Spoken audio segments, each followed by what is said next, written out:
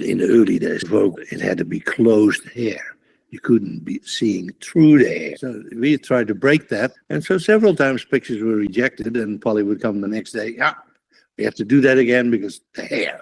You have to understand, hair is the only aspect in the entire setup that is almost or particularly uncontrollable. Everything, makeup, it's fact-based.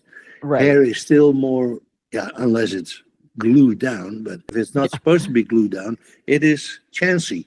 And I loved that part. And I got very good in directing that kind of stuff. I was often thought of more as a director on the set than the hairdresser. And I never prepared hair to the point that it was, quote, finished before I went on the set. Kind of left always a little bit of a then we would go on the set, and in the back of my ear, I could hear the photographer. If I heard a click, then I got out of the way. Welcome to Going Rogue. I'm Jill Demling. Today's guest is hair legend Christiaan. Over 5 decades, Christiaan has revolutionized the way we think about hair. He created Debbie Harry's iconic shag, invented the undercut decades before it became ubiquitous, and collaborated with legendary photographers like Arthur Elgort and Peter Lindbergh. But Christiaan's true legacy lies in his philosophy. I'm in it for a woman who can fall in a pool and not feel bad ever.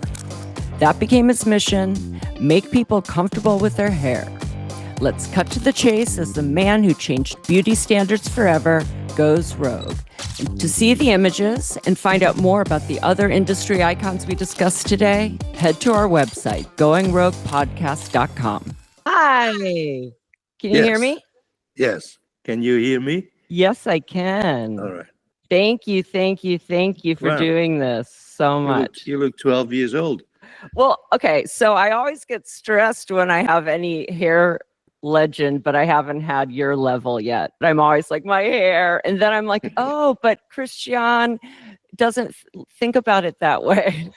He doesn't want you to stress about your hair, but I keep cutting my own bangs and it's terrible. That doesn't sound like you're a victim. I don't remember you as bangs anyway. I know. I had them like at the beginning when I started at Vogue in like 98. I'm like, less Botox if I have bangs. Less Botox, yes. Yes. So I'm the anti-laissez-faire. I very much like stick to my notes. So if I'm reading, it's not that I'm not paying attention. It was interesting. Okay. You sure looked up the this and the that about me. Yes. And I'm always surprised that people can dig that up. Well, it's funny because I was with a group of friends that are all in the business last night for dinner. And it's like, I always get so nervous, like when I talk to Dick, Orlando, you, because at the time when we were working together, I'm so focused on, is Rihanna going to show up? that I'm not even paying attention, let alone that. It's not like all of you guys on my shoots are doing, if you were left alone with that head, you would do whatever you want. But Vogue is so, it has to be particular. Yes, particular. It's not like I could explain what the particular is exactly, right. Because it is so nebulous, but it is there. Yeah. And you do have to try to find the particularness of the moment. And if it happens, you know it. But you also, if it's wrong, you know it too. Right. But I think those days are pretty much over. Yeah. If I look at Vogue now, which I don't do so much anymore, it seems enormously more freer than it was before from that particularness. I feel that about hair in the first place. I think we opened a few doors, not me alone, but a few of us in the early 70s. And those doors have led to many, many more rooms with many, many more possibilities. It doesn't have to be this anymore, this year and that year. Everything is kind of possible. Yeah, this morning I woke up probably dreaming about you. And I found another thing that you said that I added in because how you talk about magazines back then, and we'll get to it. I'm just interested with social media and all of this. It's so it's like we've made strides and then we've gone back. Like my daughter, who's 9, will say to me, Mommy, you don't have to be perfect. And I realize how often I use perfect. That's perfect, right? And that's not good that I That's do not that. good. Right. So, and perfect, when I'm saying it, I think I'm saying it as fine. But Yes, you know what I mean? But you grew up where perfect had to be. Yes, exactly. And so it became your byword. Right. It's like everybody in England still goes, they are so sorry. We're sorry. I'm so sorry. I mean, like, are you? I'm sorry. Especially the last couple of years, I always, when I heard it, would turn around and look at their faces and say, sorry, sorry. There's nothing, sorry. It's just a word you use. Yeah. No, it's so true. So perfect is no more. Yeah. Well, okay, so let's get into it. So while your revolutionary work spans decades, from transforming models like Linda Evangelista with cuts that redefined beauty standards to your legendary collaborations with Calvin Klein, Comme des Garçons, and Steven Sprouse, and literally inventing the undercut decades before it became ubiquitous, today I want to focus on how you got started in your editorial career, specifically with Vogue, before we get into the journey and the 5 decades of revolutionary cuts, which is crazy. Your editorial magic and pure creative rebellion that you've brought to the world of magazines and fashion. I came across this quote of yours that I love. Don't copy, don't chase, invent. So I think that's a great place to start because it kind of defines who you are and everything that comes. Where did that philosophy come from and what does it mean now? It's been so long that I held that conviction that I can't exactly say where it comes from anymore. Right. But I was very young still when I already had the urge to do things different. If it's like this, how else can it also be? And when I started rolling in the hair, especially in the fashion hair, it was always chignons. Balmain, you name it. Everybody had chignons. Yeah. And they drove me nuts because in the end that led to the undercut. Right. Because I was always frustrated with the fact that the neckline sagged out always. And you can do a chignon 1,000 different ways, but it'll sag out in the neck. So that would lose you the beautiful, where the designers had these gorgeous things here. And then there was the saggy neck. Yeah. So after you've done 1,000 chignons, blah, blah, blah, I guess let's do something else.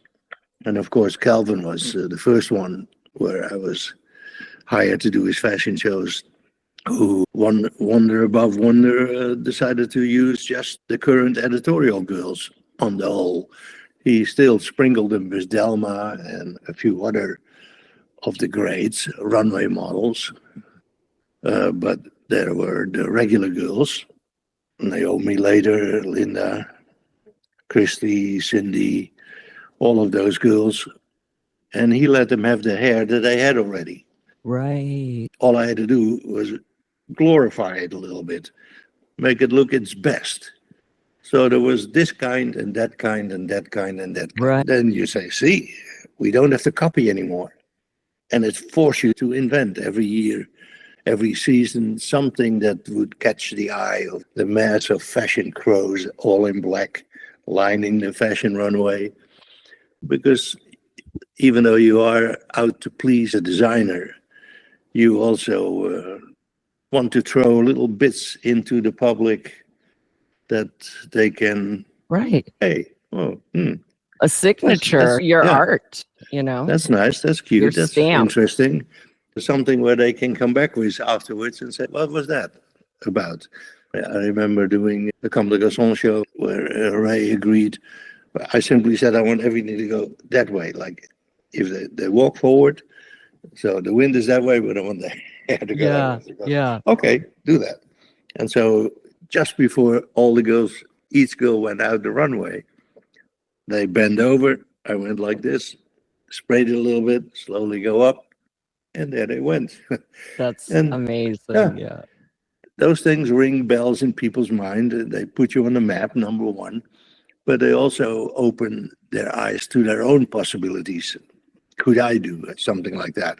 And that's basically your raison d'etre, so to speak. Yeah, I think it takes that bold person first, right? Because everyone's scared.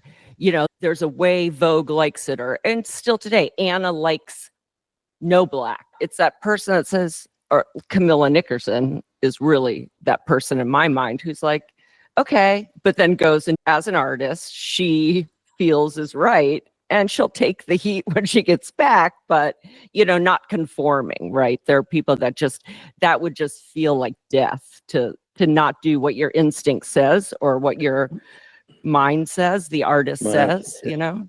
My oldest memory of Camilla is when she put her bra on the outside. Oh, okay. Yeah. Next thing you knew, everybody was wearing their bra on the outside. No, she has that.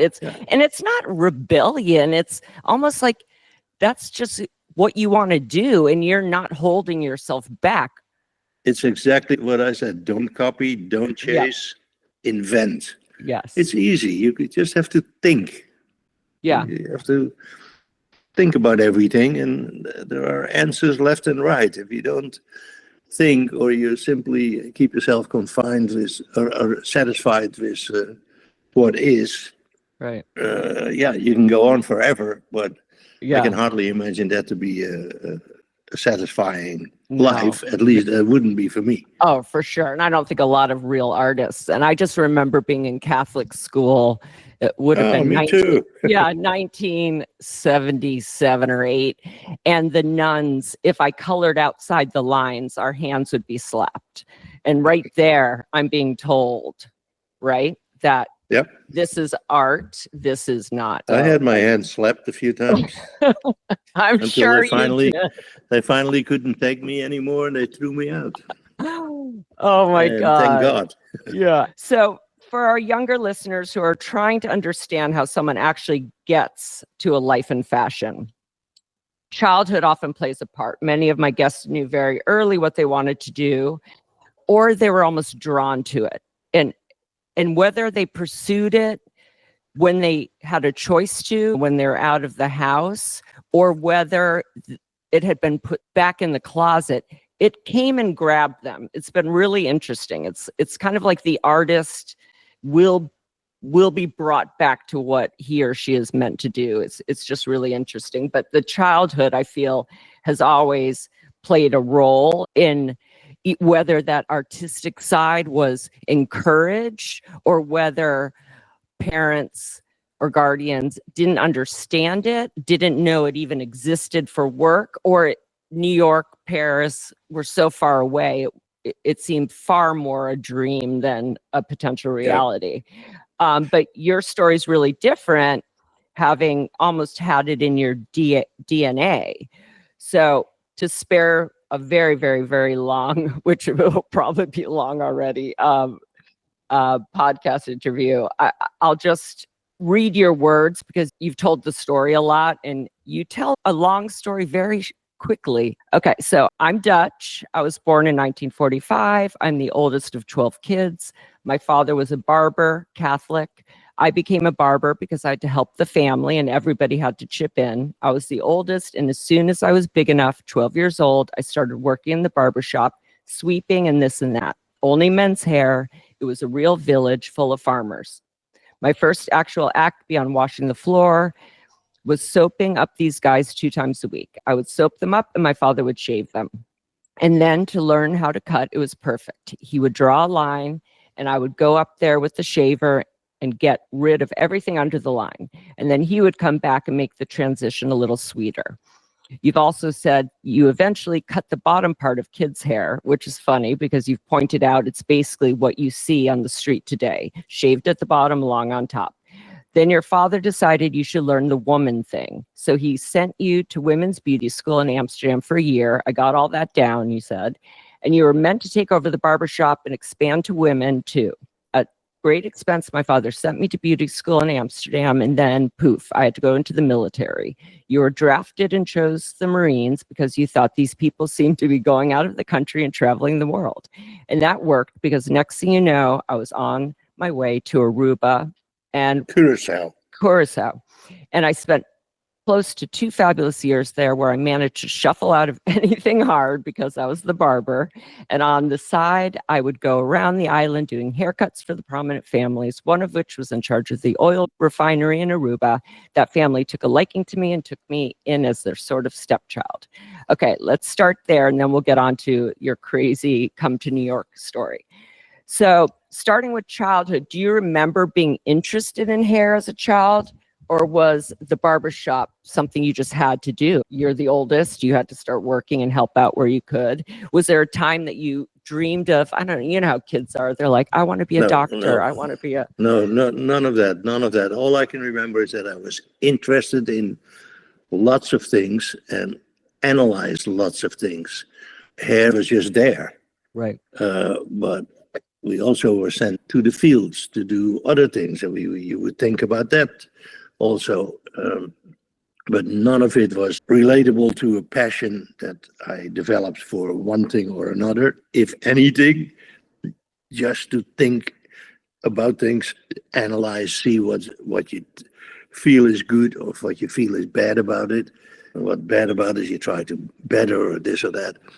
And I was always creative in my thinking. When I finally, being the oldest, got my own room upstairs in the house, and I said, I want to paint every plank a different color. My parents said, go ahead. So that I remember was always a positive situation. But the fact that I landed in hair is basically only preordained by the fact that it was there. My father was a barber. And the barber in the village was an attractive situation because you're a little bit of a godfather of the village, of the town, because you know everybody, right? Everybody's problems. And and I found that part of the socialness of that I saw extremely interesting and fun. The lively discussions in the barbershop between the farmers, livid sometimes, you name it. So the social aspect of it always interested me. You got to know people more than just on a peripheral basis. Even before I got to touch them, you get an eye for all the different characters. And then my father was a super social character too. He could get along with everybody very well. And I think I learned a lot from that as well, just his demeanor and his way, even though, yes, I did inherit his hot hat. I've never seen that. If he would feel very passionate about something, boom, the bomb could explode. But never in a violent way. Right. So that was a good thing. But yes, so no, none of that comparable to your earlier victims. In that sense, it was simply interest, right, and analytical interest. And then before I knew it, I was in the salon situation, and I always looked for the extreme edges where things happened, like competitions. If there was a show somewhere. My father was also the makeup artist of the local opera situation. God. So when I was 12, I got to do a lot of makeup on girls' breasts, etc., and this and that. And I found all that backstage stuff super interesting. Yeah. And so I always looked for that and quickly became known locally in the matches that they put up for barbering and hairstyling. And then I won a few prizes and blah, blah, blah. But so, yeah, I was striving for sure. And was that before the military? Yes. Oh, wow. Yes, that was and you were young. Yes, I was 16, 17, 18. I was the first person basically on the record that scored all 4 professional diplomas, or whatever you call those, in one day, which was against the law. But they said, okay, by the time they figured out that I was the same person for the female and the male, they said, okay, go ahead. And so this was all self-taught at that point? Well, I had gone to the ladies' school for 1 year, and I took that serious. Okay. Was that traditional? Other guests have said that it almost felt confining, or did you feel like you had the idea, so learning the technique would help you get what you had in your mind? I needed to learn the techniques, period. What I did with it afterwards was a whole other thing. Right, exactly. But I did do things with it. I used it excessively, whatever I learned. And because of that, I became more confident. Right. You know, you become a confident kid. And that makes sense then, that you land in Aruba and doing like wealthy women or all these women's hair. You would have had to have that to even... I had a bit of a... There's one part in your thing that is missing. Coming out of the village, and until I ended up going into the Marines, I was absolutely and totally unworldly person. I came from a village. Right. Yes, I heard about Elvis Presley and Louis Armstrong and all of that, but they all meant nothing to me. Right. I was a village guy. I was very unworldly. I had no experience beyond my immediate little thing, right? Which was rich enough. There's nothing. Well, if that's all you knew, if that's all you knew, I knew. So then I go into the Marines, and in Aruba and Curacao, I muscled my way into the fancy hotel there, where there was a beauty parlor that did all the showgirls if they came for the reviews, and asked for a job there. And the guy said, fine, you can do those girls. This is before I even did all the fancy ladies in the island itself. That was my first experience with people that were beyond my realm. You know, there were showgirls that said, can you do me a Vida Sassoon, or can you do me a this or a that? And what? So I had to study. I had to figure it out all very quickly. And was that through like magazines and stuff? Like, what are you looking at to know what the Vida Sassoon looks were? It's what the people brought you. They had the magazines. They came and they went like this. Like, I want this. Yeah. Okay. Yeah. Okay. But still a Marine. I'm not in my mind becoming a Bergdorf Goodman creative director 2 years later. That is so far removed. God. Because in that beauty salon, word got around, and I got invited by the governor and his wife to give them haircuts here, and then this person, that person here. So I developed a nice little routine there. I got a little money. I got myself a sports car that I could race around with. Yeah. Poof, then I had to go to Aruba. And in Aruba was a whole other group of people to conquer. Yeah. And but then it got you in a good spot, because at some point the Queen from Holland comes to visit, and they put me on standby in case the Queen needed to be coiffed, even though there was a coiffeur that came from Holland also, but just in case. So you're like the star. You're the star on where you are. Oh my God. On an unconscious level, really, but it is a little bit, yes. So my worldliness grew there a little bit. My sense of culture and entertainment grew a little bit, but I'm still a village boy, basically. And it had 2 other steps, which are important from the village to Bergdorf Goodman. I was a creative, You're a hustler. I'm a hustler. You know? I mean, you got to get, even when I was still in Holland, before I went to Aruba and Curacao, I wanted to attend the Dutch barbering championship. Oh my God. But I'm in the Marines and I can't get out. So I copied the letterhead of the president of the hairdressing society. And I had a couple of empty sheets printed, and I typed out a letter that I would appreciate it, because I was a very good hairdresser, that I should be there. And I got it. Oh, I love Stuff it. like that. I finagled. I was you wanted it. You wanted it. I mean, that's very important for everyone listening too. It's like, go get it. Go and so, in Aruba, after that, the situation with Mrs. Weil, we'll get to that in a second. Happened. I still needed to figure a way out to get to New York, because a Dutch Marine has to go back to Holland in order to be finished. But my luck, the general comes to Aruba. He needs a haircut. I give him a haircut. He says, "How is everything? Everything good?" "Well, sir, I got this invitation to go to New York, but I can't because I'm stuck here." He says, "Write a letter to me and we'll see." And boom, I got off there. It doesn't happen, but I got it. Anyway, but the worldly part continued, because that, to me, I've thought about it a lot, because you don't just become a worldly person out of a village.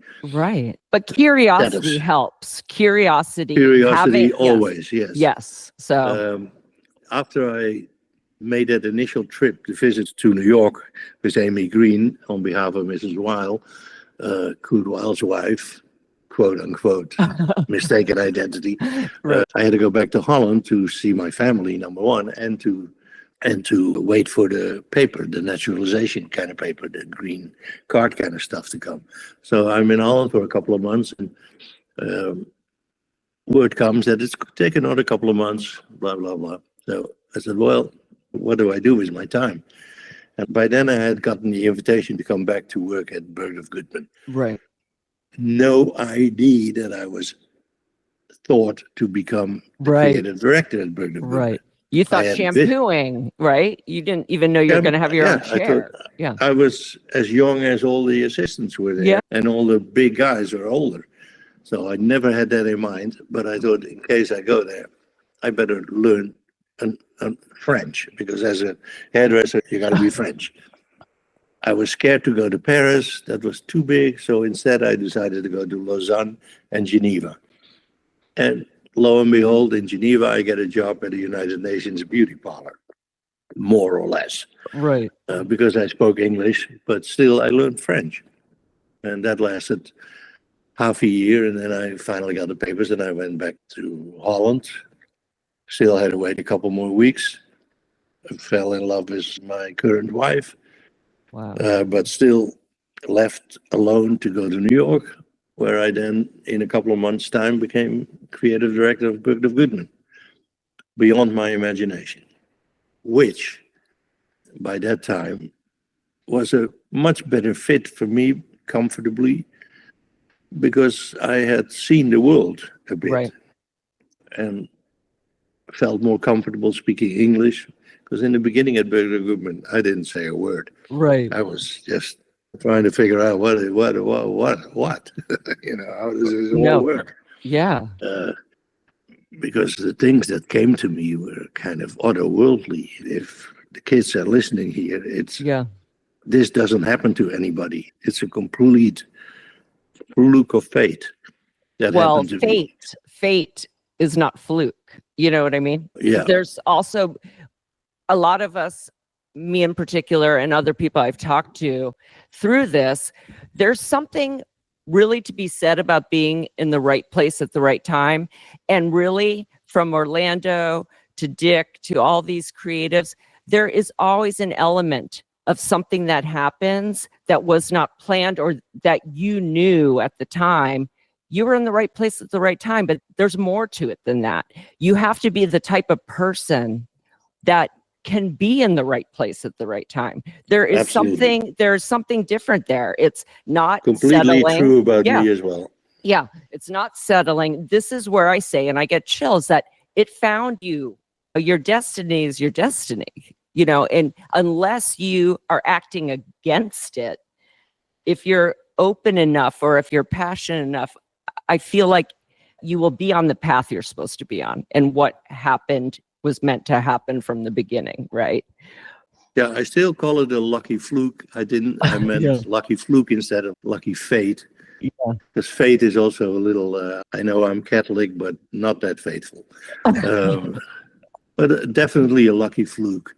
Right. And Actually, I just saw an interview with Bertin talking about us, and she said it very distinctly about Arthur and Marianne and me. We were young kids that happened to be on the train just as it left the station. Exactly. That's what Grace said, that she felt like when she grew up, every little step, the time period, the decade, she was always right there to be ready to move. So the ahead. question to your listeners is that just a once in a lifetime occurrence, or can young kids now, not all of them, expect still a similar kind of thing to happen to them? And I'm being asked that often. I think yes. Yeah. Even though you won't recognize it as the same as happened to us, but in its own way, I think these situations are recurring for different people. Yeah. So don't keep saying, no, they're never going to. No, do not. It is possible. I just tend to believe that the universe doesn't move and forget to find that person, that great master, that great artist, that great. Tani's the only one that had a lot more opportunity and was already in that world. I mean, you're dating Diana Vreeland's son, but everyone else, the farthest little villages, Grace, an island off an island, no one was given anything. I think of Dick Page in a slaughterhouse at 14, you know what I mean? It's a way of thinking. It's that openness for yourself to be found and discovered. It's, it's not a lie, because if you see Dick, you can almost see a slaughterhouse in the background. I know. But I want to go back to Aruba, because that is where I believe, and you'll tell me, that this philosophy really crystallized. You told the story about watching American women at a hotel pool who couldn't go swimming because of their hair. That whole thing started in my head. Yeah, when I was doing my military service as a Marine, I was stationed, my hair. And you're like, what the fuck? That is where the screw went into my brain that never left. Doing hair has made me a gorgeous life, but I'm in it for a woman who can fall in the pool and not feel bad ever, and jump into bed and not feel bad ever. That became the mission: make people comfortable with their hair. That is so important. Because a bad hair day, you're having a bad hair day. Like, we know that, like, it's maybe bad to you, but gorgeous to me. But it's so interesting, though, like, that you're even noticing that. I mean, now it's clear to me that you are so in it, not like obsessive, but you loved it. You thought about it. You noticed that. A lot of people are at a hotel pool not thinking about the woman who, is not, but you see it all the time. Like, I can't get my hair wet, especially now with extensions and all this stuff. Like, you literally can't get your hair wet. Yeah, in that regard, it hasn't gotten much better. Right. Things like, I feel sad about black hair, because on the one hand, it made a mega jump into reality, which was fantastic to me. Right. And I feel I had a lot to do with that at some point. But on the other hand, now they load it up with other complicated stuff that cost a fortune. It's painful to do, and certainly not comfortable in bed. Right. You're telling your natural hair, the fact that there's natural hair, that we call it natural hair. It's your hair. You are trying to make something do something that it is not supposed to do, right? All these different treatments, and you could hurt your lungs with all of that straightening stuff. And it's like, we're so obsessed hair over anything else. Hair is such a big thing. It identifies you, or people feel identified by it, right? I felt part of that was also that it screws up with your mind. Yes. With the basic function of your self. Because a long time ago I said curly hair belongs to curly people. Yes, I love that. Straight hair belongs to straight people. Right. I expanded on that for years and years and years by being able to read a hairline here. People could read the hands. Yeah. I was so convinced about all those little things. And I made a practice out of expressing that a lot. And that's where the curly hair and the straight hair came from. So if a curly person makes her hair straight, that's got to do something to their mind also. And yeah. But then you run into your battle with Naomi. You're talking about that picture of Peter later. Yeah. I've always had a bit of a tension with Naomi.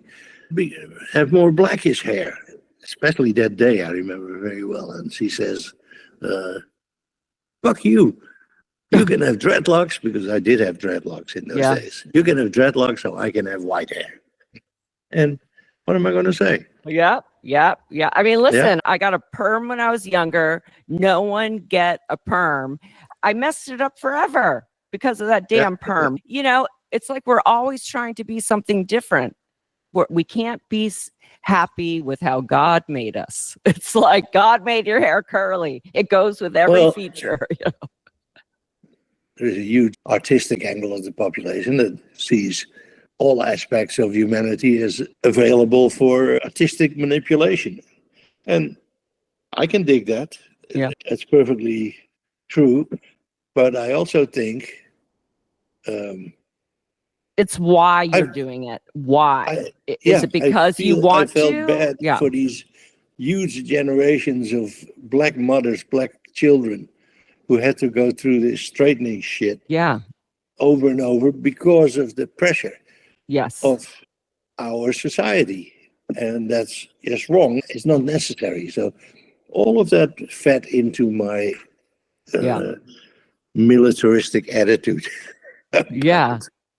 about hair. But it also fed my freedom to explore natural hair, the creative extensions that are available within natural hair. After all, I work with these photographers.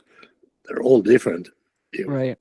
They like the natural hair, but they do want recognizable, admirable styling of hair also, because it's part of their total package of creating something visually excellent. It's been a struggle sometimes, because you can quickly say, and that is what happened at some point after the 80s, in the middle of the 90s, when a new group of photographers, and starting with Keisha Keeble and Paul, and then their groupies and stuff, that said, no, we want to go back to Cecil Beaton. We want to go back to Avedon. We need to be, perfectly fine. So that's when I stood a little bit on the sidelines. And so I had to up my game in being able to do things in the natural fashions, which when I started working after Arthur with Knut, very much so, and Myrta Marcus, and not least Mario Testino, they were of that feeling, rejecting the Grace Mirabella natural woman thing in favor of fabulousness, but with a grain of salt. Right. They were not as particular as the Diana Freeland days anymore. So there I could develop anew again almost. So, I would like to just give a little bit about just getting to New York. So this mistaken identity story, so that we can get you to New York in 67. There was the oil refinery in Aruba had a director. His name was Mr. Kurt Weil, married to marry two kids, and I took care of the entire family, and they kind of adopted me in a typical American way. Oh, the poor boy all alone here, blah, blah. She has Glamour magazine every month in the mail. And she thinks at some point, hey, the picture of the editor-in-chief, I went to school with her. She thinks. Amy Green, Milton Green's, the fabulous Milton Greens. None of this rings a bell to me at all in those days. Says, I think I'm going to write this lady and tell them that you are a great hairdresser and that we should save you for America. And so that she thinks I should go to America. So she writes this letter. I still have it. Oh my God. And 2 weeks later, she gets a letter back from Amy Green. Oh, Mrs. Weil, which she thinks is Kurt Weill's three-penny opera, big on Broadway, La Tolenia. Yes. And what a fabulous thought of you to think so. And absolutely, please send him over. Let us know his schedule and we'll help him around. So first thing I go, oh my God, I got to buy a suit. Right. So I fly Aruba, Puerto Rico first. This is after I got the general to say, you don't have to go back to Holland. That was, thank you. In San Juan, walk around there for a day, go to Miami. In Miami, I bought the suit. Total typical Beatle thing. Yep. Black, skinny tie, the whole thing. Boom, I go the next day to New York. You can see I sucked the whole trip dry because the more the better. Yeah. Instead of just Aruba, New York, I want to see, hey, I can go there. Exactly. I'm still exactly the same in that regards. And I end up in New York. And I hear, Mr. Hoedenbos, you're being requested by the this and that booth. I don't know who Mr. Hoedenbos is because my last name is Houtenbos. But it finally dawned on me and I get there and there's a girl, compliments of Glamour magazine. Oh my God. To drive me to Mr. and Mrs. Weil had an apartment that they rarely used in Sutton Place South. Hello. I see in the magazines, Sutton Place, if you stockbrokers, blah. Okay, whatever. So I'm in that fancy apartment and I get a schedule from Glamour that the next morning, 8 to 10 o'clock, they pick you up and they'll bring you to Kennett. The next day, they bring you to Caruso. The next day, they will bring you to Fidelzoom was the last one. And one day was at Bergdorf Goodman. Yeah. She had arranged for me to be received in this beauty salon so I could stand there and look and ask questions and be evaluated at the same time. Oh.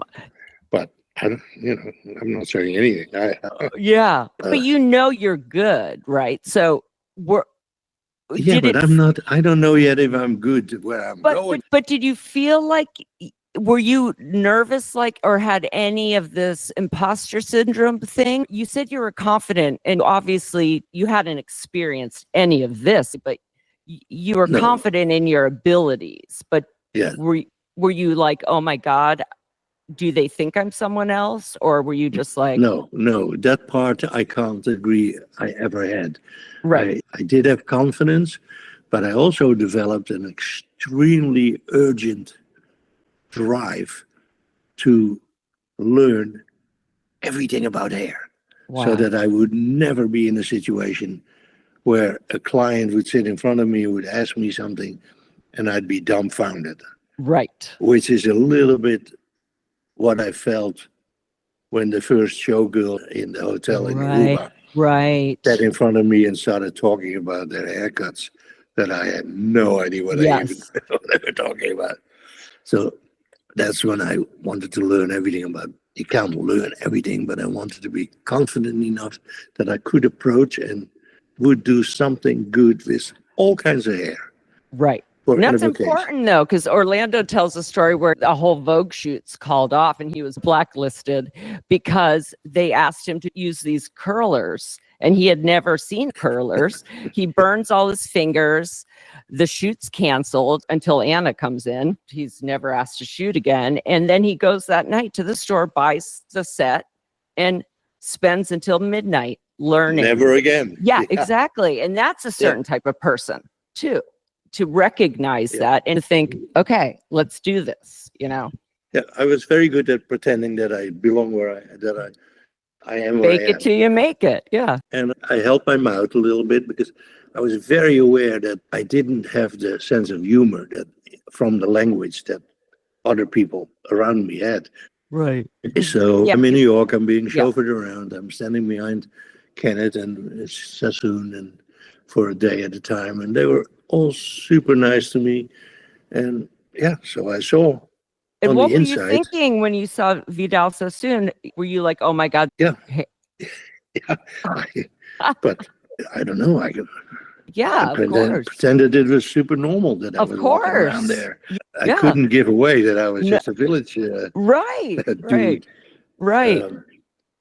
And it was remarkable in a way because he had this private room, and I didn't recognize her so much, but I recognized her voice at some point that I realized it was Jackie Kennedy sitting there. Oh my and God. the odd thing is that there's no security, no nothing. Everything was so relaxed. A whole day, one person after another after another. Sassoon was completely different because that was a madhouse of a salon. Lots of people in one big room. Vidal walking around, obviously the king of the hill. Found him also exemplary how he handled his staff, which by then already they were superstars in New York. Those guys that worked in that particular salon. John de Kooning, Paul Mitchell, all characters, McGregor. There was a whole club that spread out in the early 70s, just as I started to at Bergdorf. John Sahar was one of those. They were all characters out of the movie Shampoo. Right, right. They had the world at their fingertips. Yeah. And they were having a ball, I can tell you that. Yeah. Oh my God. I never ended up belonging in that group because by the time I got back to New York, I was married. And married was not what these guys did. Right, exactly. No, they did it the other way. And it's true that Sassoon, when it was time for me to say goodbye, took his tie clip off with a little scissor and put it on me. Wow. Years later, when we became friends, yeah, and I reminded him, he says, yeah, I know that tie clip. Oh my God. He became a good friend, and we did things together for charity at times. He was a fantastic guy. What does your dad think about when you become creative director? My father and mother, I took them over quite a few times. They were just super proud and glad to go back to the village and talk about it, Yeah, exactly. But they also had 11 other kids. Yeah, they were busy. Yeah, they never had a car until I bought them one. Wow. They never went on vacation until I bought them a trip on the Rhine. Wow. Stuff like that, So they knew I did well. Yeah.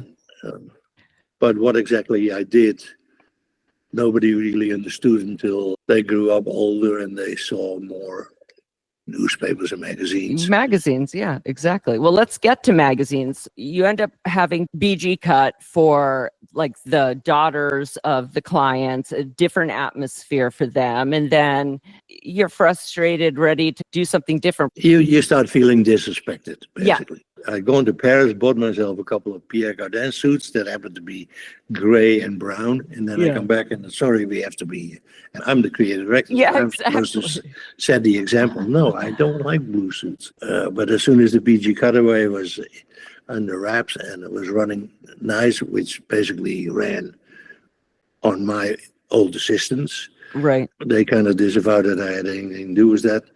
And then I was let go. And but that's when you're entering the editorial world in a way, because the people that are still wanting you to cut their hair and do their hair are all these editors and the fashion people. And then Polly Mellon discovers you. Yeah. Remember the first month at Bergdorf Goodman, in order to justify their hiring me and making me creative director, tested me out by inviting every fashion beauty editor in New York. They gave me a corner at Bergdorf and people appeared. I didn't know who they were, but even Nina Hyde from the Washington Post,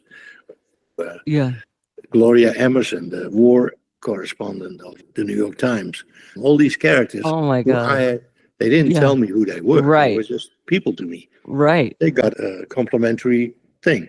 And then I guess they had to go back to the boss and go, yeah, he's okay, or something. Yeah. Or hope they get a story all that stuff. Yeah. A lot of those characters, ladies, they didn't want to come themselves, so they sent their assistants, their interns. Right. And that's how I met and became very good friends with Mary Randolph Carter. Yes. She was one of those 20-year-old girls that happened to also be working at Mademoiselle. And so we became friends. But all these characters became later bosses. Yes. So when I was on the street, they helped me get a job here, get a job there. That's how I started off with Mademoiselle, Mary Randolph Carter. So that really helped me over the hump, put me into the totally free, independent freelancer. One of the first and I never looked back. Yeah. Because it's a fantastic life, a fantastic lifestyle. You go places. And you have your own schedule. But then Polly, Mrs. Vreeland, I mean, others have talked about magazines and how important that was for your resume, because obviously no Instagram. Stefan talked about having to bring his book. Dick Page talked about that he even put a piece of paper between the pages to see if they had even opened it, and they hadn't opened it. But to be bringing books, there weren't agents, really. No, I didn't have that experience at all. In the early 70s already, because of being Bergdorf Goodman and being creative director there, and indirectly under the control of Kenneth, because Kenneth was the creative director of the Glenby Company, who financed his own salon, the big salon where I had been.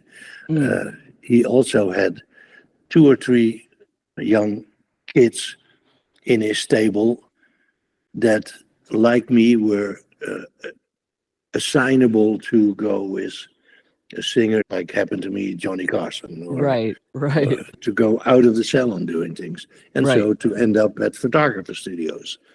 So I think my very first page in Vogue was a Bergdorf Goodman Neil Barr ad that I still think was fantastic, and that was 71. Wow. But out of that came that I ended up with Cathy de Montezemolo. She was one of the grand dames, Mrs. Simpson of American Vogue. Of course. Yeah, Mrs. Simpson and Mr. de Montezemolo, they occasionally had me appear to help them with Panati was the photographer. But by then I'm still a little guy with a little but that's how I ended up in that world flow of things. Actually the other way around. Hero took a liking to me at Harper's Bazaar. I got there because of Chino Machado. It so happened that my wife was an assistant at Harper's Bazaar. Right. But she had nothing to do with me ending up muscling my way into the editorial department there. But I did first work there and did really big magazine things. It was less the editor there than the art directors, Mrs. Adam and the Brazilian bombshell. They let me go in with Hero, and Hero was a spectacular thing with me. He took me on my first trip to Sans Souci in Jamaica in like 71.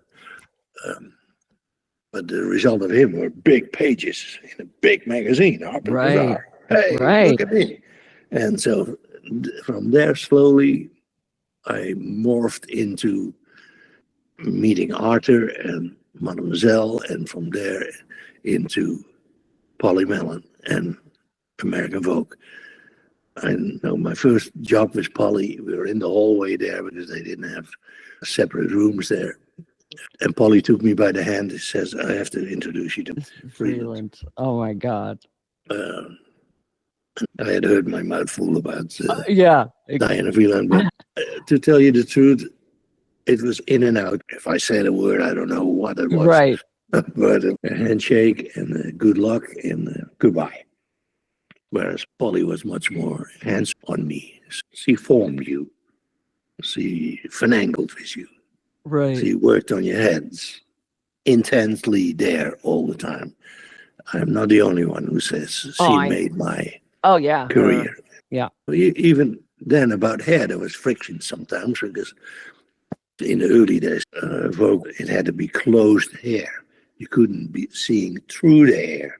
Whereas I was always, let it be, closed hair. Interesting. You understand what I mean? Yeah. Well, I can listen, working in Vogue for 20 years, we always had that pen portrait of all the women, and I can picture their hair. Yeah. It almost looked like it was one piece. Solid. Yeah. Like one piece of hair. You were not allowed to see through it. Right. It never felt like pieces. But that didn't go well with me. Yeah. And also you're coming from a times, salon, right? The whole thing in the salon is the move, So we tried to break that. And so several times pictures were rejected, and Polly would come the next day. Yeah, we have to do that again because the hair. That's so interesting. You still hear that through all these conversations, and Jimmy Paul, who actually talks about you being his icon and that you're the first to call him a hair groupie, which he says I am. But that's the thing. Exactly. When a picture goes well, it's the hair. If it goes badly, it's the hair. The hair people are sometimes the scapegoats when the light's off or something like that. But it's always the hair people. If the photographer needs a moment to get their shit together, it's the hair's wrong, go fix it. You know what I mean? Well, you have to understand, hair is the only aspect in the entire setup that is almost or particularly uncontrollable. Right. Everything, makeup, it's fact-based. Right. Hair is still more, unless it's glued down, but it's still exactly. If it's or not a wig. supposed to, if it's not supposed to be glued down, it is chancy. Right. It's good and every bad, time good they and bad, good move, and bad. it's going to change. And I loved that part, and I got very good in directing that kind of stuff. Yeah. I was often thought of more as a director on the set than the hairdresser. Oh no, I see that when I was going through all of your images. I can tell you went in and you did one little touch and then they got the picture. You know what I mean? It moved in a way that it did not stay like that after the camera clicked. Because it can't. And I never prepared hair to the point that it was, quote, finished before we went on the set. Yeah. Kind of left always a little bit of a then we would go on the set, and in the back of my ear, I could hear the photographer. If I heard a click, then I got out of the way. Yeah, I didn't hear anything, I'd be fiddling. It's almost like you're training. I can picture you almost like a conductor of the hair, and you're saying, go, just fall this way, and it's doing what you're telling it to do. Like it's alive. It's listening to you. You know what I mean? It's weird. I just picture you conducting the hair. And you do this for the young people. It's very hard to teach that. Yeah. It's explainable, but teachable. The capacity to do that has to come from the person itself and from the personality that wants to be in that spot. It's not something you get in school. No, you have to build your relationship with it. It's almost like you have to have a relationship with all types of hair. Don't try to make it do something it does. Don't try to with every aspect around it. Don't try to make it do what it doesn't want to do. Use what it can do and work with it, right? To turn on a dime. Yeah, which I think is so important. So before we get into some of the photographers you worked with, we're talking about magazines and how you experienced being on set. Through my research, you said a lot of interesting things, like the hair wasn't about making it perfect. It was about making it alive. If it moved, if it looked like you lived in it, then it was working. And this is so true. And as I just said, when I was looking at all of your work, not all of it, but even just what I could get, I mean, I have it in front of me. I started looking at all these different magazines because Vogue is, as we said earlier, very particular, but you can feel it. Like you can feel the movement in the still image. The hair looks like it's moving in the still image. You know, if I know that's, it sounds crazy. And then I was able to recognize, like on models.com, there's multiple, let's say Kate Moss, for instance, with British Vogue. I knew which one was yours because all the names of all the hair and makeup for multiple covers, you know, it doesn't say yours is this one, but I was like, that's his. I started being able to, just because I've lived in you for like 2 weeks, that I could see what was your hair. You know what I mean? Like I can see what image is a Mario. And Mario, his movement in your hair, the shoots we did together, majority were with Mario at the beginning, at least. More Inez later, but Inez wasn't shooting so much for Vogue during the first, Right. 10, 15 years I was there. We'll talk about Arthur and Penn in a bit, but you and Mario seemed like you felt the same thing in his way. You wanted the woman to be alive. I know Anna used to say with Stephen Meisel, you lost the girl. It was a perfect, beautiful image, but you didn't see the girl when you looked in her eyes. Where Mario, when they're laughing, like, Yep. and nothing was planned. I so have my eye on that thing too all the time. Are they really there? Yes. And that's the thing about Mario, though. We never could be set up so much. He'd show up that day. I can picture him with his jacket still on his shoulders, walking around a set, a location. How about here? My favorite pictures of his were the moments like Kirsten Dunst falling on the ground and the dog trying to pull her sweater off with his teeth. And she's laughing, and that's the picture. You know what I mean? It's a moment, and you feel enormous. Beautiful image of Kirsten Dunst with Mario that started completely different, because that happens very often. Yes. Okay, let's do this. And then you do that, and but in the end, and we went through 2 or 3 turning on a dime from here to there, to there, to there. But Mario is very kind about that. And I learned very quickly, you never go against that tide. Right. Because you have to go with that tide. Otherwise, you go nowhere. Right. You lose, right. And you go home. Beautiful image of her. That his favorite too, because he shows it ever so often. Yeah. Mario, but I feel like you two had this special relationship. My impression, even way back then, was that Mario, and Tony Goodman talks about this a lot, is that he wanted to surround himself with a team that would bring a vibe to set that he wanted. That vibe was so essential to his images, right? Yeah. I mean, you're brilliant, but it's not even like you're being brought on to do something brilliant necessarily, but he wanted you also, not just because of the skill, but for that vibe that you bring, or a vibe that you allow. You don't have to do anything more than being yourself, and it calms. And I've talked about you to other people, because what I always remembered is just this calm with you.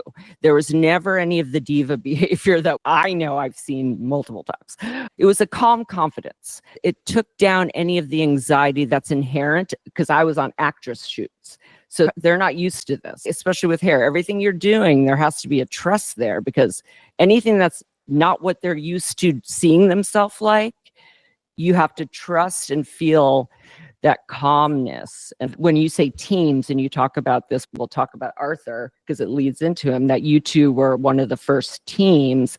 And do you agree that that has a lot to do with the photographer, who they choose out of all these amazing artists, that the personality is a big part of it? Yeah. It's not really who's the best at this or at that. Yeah. An editor will think that way, but a photographer is, who am I most comfortable with? Right. Who, and Arthur, who would I like to go to dinner with? Right.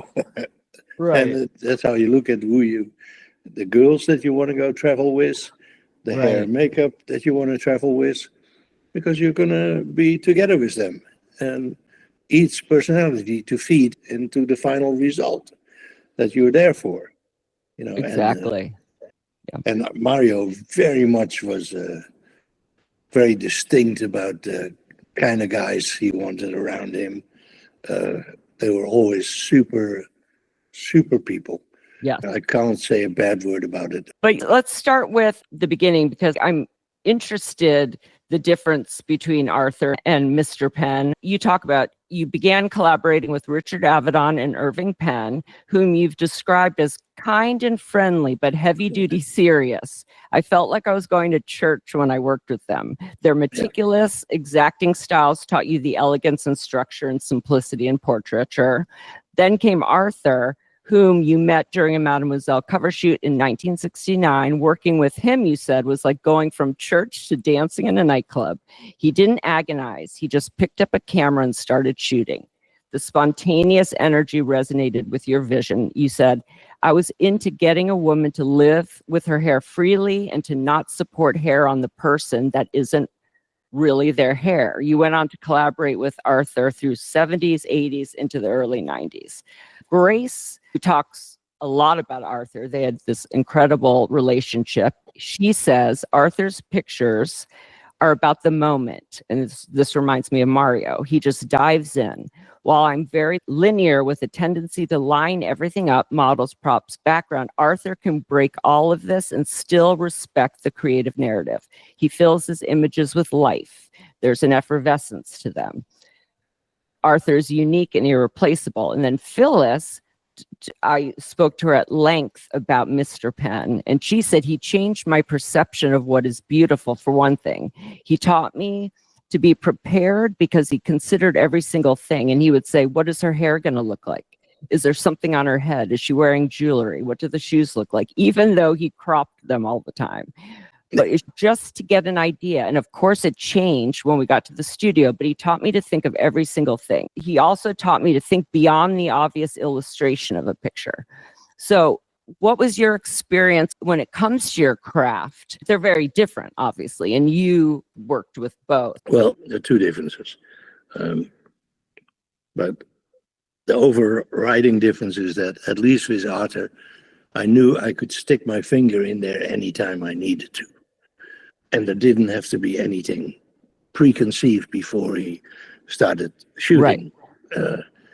The other fellows, I was never in their camp anyway.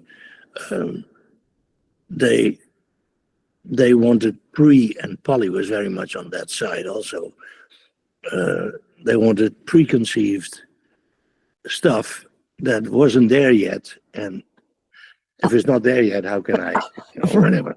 It was just not in my in my league, in my capacity. It was just not in my nature. So I never worked with them very much. And I admire the people who did, like Julianne and Karen and stuff, who could do that very well for those people. But on the flip side, then it's harder for them to do the other. I mean, when I'm thinking of personalities, there's a certain personality, but then don't try to shake the hair and have them flip their head, right? No. And my dance ticket was full with Arthur. So I never felt bad about that at all. No, of course. Glad to leave that to the other characters. There was Suga and Maury. They were the two other, when I started in the early 70s, they were the Kennett boys. Suga passed away very quickly. Maury is still around. Yeah, he is. Jolly good fellow. Suga he would have been more of a star in the mold of Aragalan, who is our godfather by a mile. You know who that is, Aragalan? No. Ara was Avedon's hairdresser mostly. Oh. He did in the 60s all the grand stuff that I grew up in doing, but always denied liking. So as soon as I could get out of that, I didn't do that anymore. But that was then, and I still had that education. So later when Mario would say, can you do that? Mario would go, guess what? He can do that. You're like, I could do anything. And then there's Peter Lindbergh. I had an hour of talking about Peter Lindbergh with Grace. And what's fascinating is that you and Peter seem to be fighting the same battle. He famously told Alexander Lieberman that he couldn't stand the overstyled women featured in Vogue, supported by the rich husband, and wanted to show authentic natural hair instead. That's exactly what you had been advocating this whole time. So did you guys realize, or did you realize this guy gets what I'm trying to do with hair? Even though and that was pretty much the same time Arthur came up. They were a little bit in the same beginning thing. They were a small group, Parisian, German, and Arthur is Lee Rose, American. and a couple of Gilles Benchimol was in that setup. They collectively had that feeling, period. That was their assault, and to try to break down the door to get in of the castle. Right. And I didn't get much of a chance to work with Peter because he had his own French crowd. Julien, Marais, Stéphane, Odile. That whole thing I admired as it happened, because to me they had developed a very peculiar, singular style of hair that fitted my realm of hair perfectly, but was not me, was very much them. Somewhat greasy, slicky, just out of the shower type of loosey-foosey. Fabulous. Yeah. You know? And I bring that up because if you look at a 90s picture, that hair is not in that picture. My hair, which is very much English Vogue behind me, but not Peter's style. Much more English Vogue, my style, a little stiffer. Yeah. Because I'm looking at it, so I see exactly what you're saying.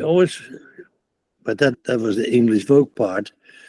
Plus, if you have a bunch of girls, you have to play it a bit safe. It was definitely not what became the Peter Lindbergh style. Yeah. But the whole experience was totally. It was, by the way, the first time I ever worked with Peter. Really? Yeah. So for everyone, we're talking about the legendary British Vogue cover with the 5 supermodels, which really the beginning of the supermodels at that time, too. Yeah, who knew? Yeah, yes. I mean, it's crazy.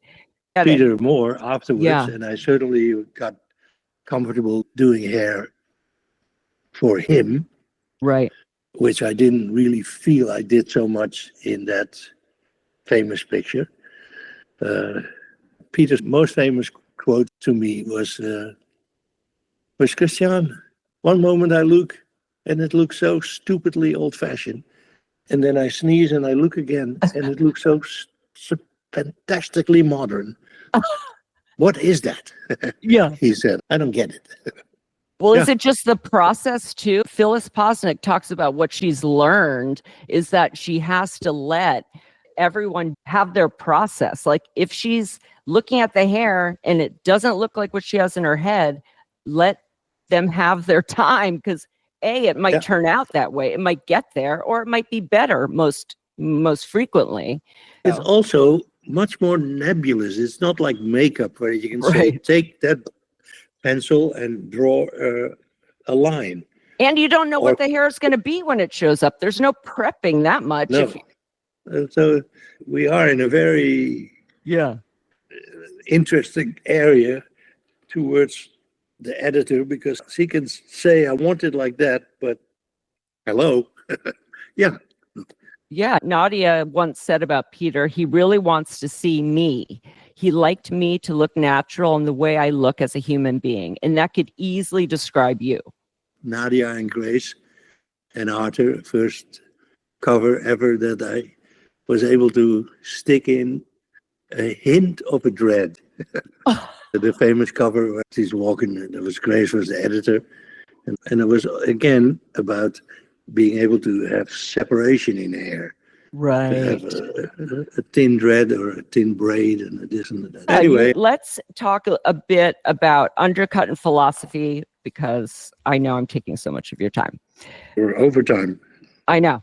So the undercut, we have to talk about the undercut. Today it's everywhere, but in the early 80s, it was radical, and you were the one who made it happen. What's now a global style movement started with you, a hotel room in Milan, and a machine that sounded like it was eating the furniture. You've said that when your father taught you to cut hair at age 12, that lesson came rushing back to you 30 years later when you did the radical cut on Bonnie Berman. The only difference was I didn't make the gradient my father always made. I simply drew a line and left it. So that was that. They call it the undercut. So do you remember the moment that hit you to do that, or were you just waiting for the right time? It was always something you're thinking about out of the frustration of the chignon? The frustration was the chignon. Yeah. The sagging chignon. I was friends with Antonio and Tony Viramontes, and they could draw, and then the line in the neck was always so nice and tight. If you had a good chignon, the line was nice up here, but you walk in your neck, and it always sagged out. And I don't know how, but somehow I got the idea, if you just take it away, the hair over it, fine. But that day with Bonnie, were you even doing a chignon? Or like, no, why? Bonnie had already shorter hair. And you just was like, let's do it? Probably come off a series. Oh, yeah. Come to us almost the next day. Yeah. Series of fashion shows in New York. Right. With Bill Blass and all of that. Right. Where the chignons were right in my mind again. And Bonnie and I talking. And the next thing you know, she was up for it. Let's do it. She was not serious about being a fabulous model. She was serious about being a fabulous person. Yeah. Creatively, we would banter about that. And I would make a drawing, and she understood right away what that meant. It was just, that was not there, but that is still there. Here is still there. So what's the big deal? Why not? What's the big deal? Let's try. And lo and behold, lunchtime, the machine made so much noise. Polly walks in, shrieks, and turns around, and never showed up that day again. And the next day was sternly letting me know, and Arthur, that whatever, I don't ever want to see that. Right. So I had to make sure that it wasn't shown. And then our revenge came the next day. Had to come to Gaston show where I could just put the whole thing up, and it went down the thing, and everybody went gaga about it. So I got back to the Grillon, and there were all these people standing there and doing it. And then for a long time we did little bits, all different sizes, but because the magazine, obviously, Grace Mirabella still in those days, they wouldn't. The working woman, the beige years. Who was the art director? Alex Lieberman. Alex. He said it was not feminine, so that was the end of that. Then the editor-in-chief of GQ, he set up a shoot with Arthur. He says, "Can you do it with guys?" And of course, we can do it with guys. Yeah. So we did the whole thing with guys. Beautiful pictures came out for the '84 that fashion thing that they have once a year, but it just completely disappeared for a year or 10, and then slowly it crept back up. Basically, the black hair started it again because it works perfect for them. Yeah, of course. But I think that's interesting then, because your experience in Paris or Milan was the cut and Paris was the cut. Right. So obviously culture wants this now. You've put this in the zeitgeist, yet the magazines who are supposed to be culturally relevant or ahead of it are not. They're supposed to be the curator, but not that I'm shocked by this, because I know what happened with grunge, how Anna put a blanket on that fire by saying, I'm not going to cover Marc Jacobs. I'm not going to put grunge in the magazine. So it's just interesting when you pull back and you're like, wait a second, we're trying to sell everyone on this is the trend, but the trend is something we're not covering. And we could have been the first if we had run that picture of Bonnie. Marie Claire showed the beautiful picture of it. Yes. In Europe, a double page. And it was glorious hallelujah. I mean, it's crazy. But there was also Grace Jones with the flat top a couple of years earlier. She lived near me outside my window, and in the middle of the night, I started screaming, Christiaan, I need a haircut. So she comes over.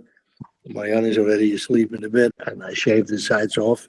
And what to do with the top? Okay, make the top flat. It was Jean-Paul Goude's ID. Yeah. And the first time it was the asymmetrical bob that I gave to Karen Bjornsson for Halston.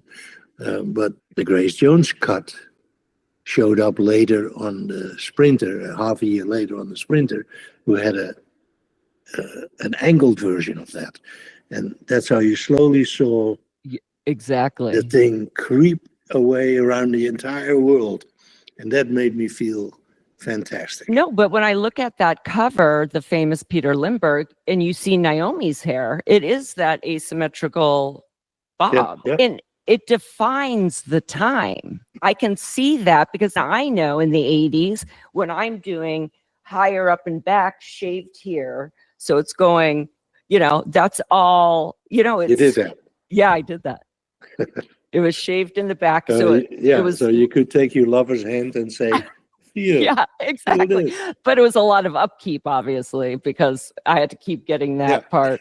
No, it's crazy. But you do it once, you let it grow. Yeah. Okay. So I always ask my guests, what is your superpower, which makes you so great at your job? But you pretty much answer it with this brilliant passage you wrote. There's a lot to unpack here, so I'm going to do this in 2 parts. Quote, I've had fantastic, lucky, coincidental challenges that have shaped my realm of being able to deal with God knows what. You can be a great technician, but it's like a painter. You take 10 painters, 10 young kids, they have to paint the same thing. One of them has a reason they stick out. It comes from their personality, their insides coming out. So why I love this so much is that it hits the core of what separates craft from artistry, right? This connects to what we talked about earlier about how photographers choose their team, not just for technical ability, but for this vibe. What do you think that reason has been for you? And do you think it's something you're born with, or is it something that gets developed through these fantastic, lucky, coincidental challenges that you've talked about? I know it's very deep what you said, and it really affected me. And I'm well. There's a little to add there. It's absolutely a combination. You cannot deny how you were born and what your early upbringing gives you. But you can deny if you made something out of it, if you treated what you got positively, right, or if you just became a nerd and wasted. Luck is only luck if you use it. Right. If you manage to grab it by the tail and use it in your. And that's your eyes are open to it. Yeah. And I'm going to say the second part because this is even deeper.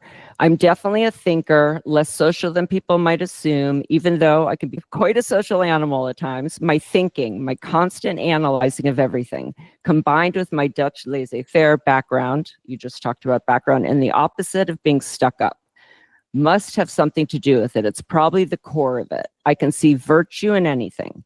If you tell me one thing, it's supposed to be like that. And if you told me 5 seconds later, it's the other thing, it's fine. I can go left and right easily. So this is where I think your superpower really lives. It's a mindset that goes way beyond hair and a valuable piece of advice for everyone, not just artists. You're describing someone who's collaborative and adaptable, not attached to being right, that you can't pivot.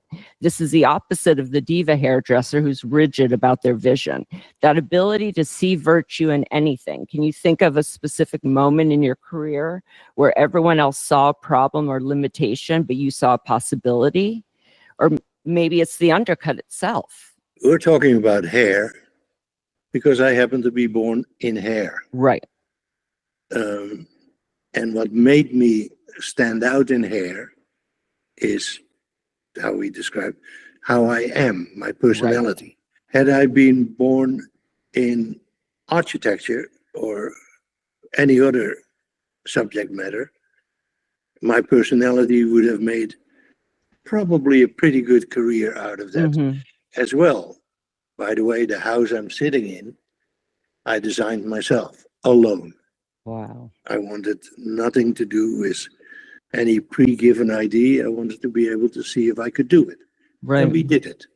Right. It's not the hair necessarily. It is the personality. It is how your brain works. That's the bottom line. Yeah. When it comes to advice for artists just starting out, I think this quote hits the nail on the head. You say, leave your ego out of it. You're there to serve the picture, not yourself. That's such a great piece of advice for any industry. Is there anything else you want to add or tell that kid sweeping hair somewhere? I think leave your ego out of it is paramount. Yes. You don't have to deny your ego.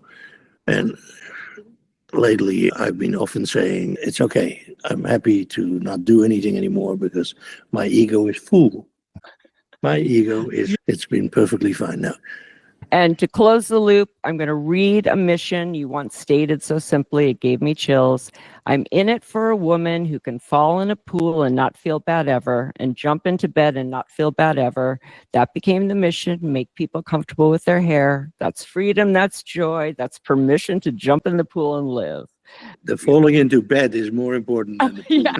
So at the end of each episode, I ask the same rapid fire questions. It's this or that. And then I have 2 bonus ones I think are funny for you. Okay, AM or PM? PM. Talk or text? Text. Uber or Subway? Uber. Book or film? Film. This is going to be hard. I wouldn't know which one you're going to pick here. Sweet or spicy? Sweet. Because you're both. Spots or stripes? Spots. Top or bottom? Top. Everyone's a top. Scissors or clippers? Wait, can I change that to bottom? Yeah. I have a thing in my hand in the back that says it should be bottom. Scissors or clippers? Scissors. Debbie Harry's shag or Grace Jones flat top? Debbie Harry's shag. I'm going to end where we began with your line that belongs on the studio wall. Don't copy, don't chase, invent. Love it. I thank you so much, Christiaan. I so appreciate it. Thank you. Okay, bye. Okay, that's our show. Thanks for listening to Going Rogue. And be sure to like and subscribe. Today's show is produced by me and Maddie Rosenberg at Radio Free Rhinecliff with assistance from Maddie Kelly. Special thanks to David Vo for our great graphics and Taras Romanov for our epic theme music. See you next Friday.